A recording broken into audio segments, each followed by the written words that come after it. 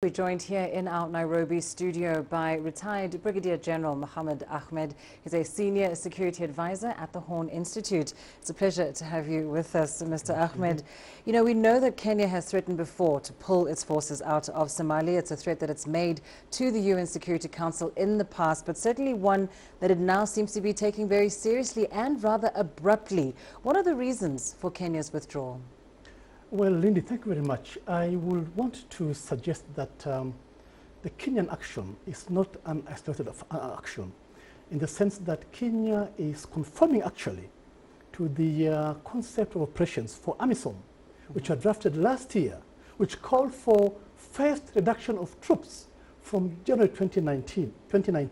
The plan now that's happening is the actions for the period January 2019 to June 2019.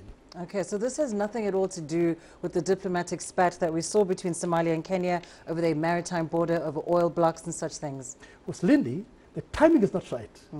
The fact that it comes around that time makes it look very awkward. But technically, what's happening is, in line with the overall handover to Somalian national forces, the action starts now and will end in 2021. When we see the national elections being held at the end of that. What is being left now in terms of those movements are conforming to configurations and readjustments in line with that AMISOM concept of operations. The constant question that needs to be asked is whether or not Somalia is ready for these pullouts, for these withdrawals. Al-Shabaab remains a consistent and very real threat to the country. What do you think the consequences might be then from a security perspective of Kenya's withdrawal?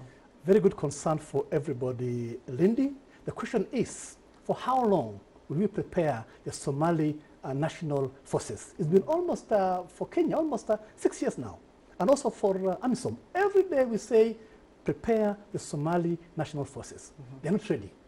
They're not ready. And the only way to make sure they're ready is to do such an action, where you plan with them, agree with them, and tell them, where we live, please fill those gaps. It's a challenge for them, the challenge for us, the challenge for everybody, but something that must happen right now.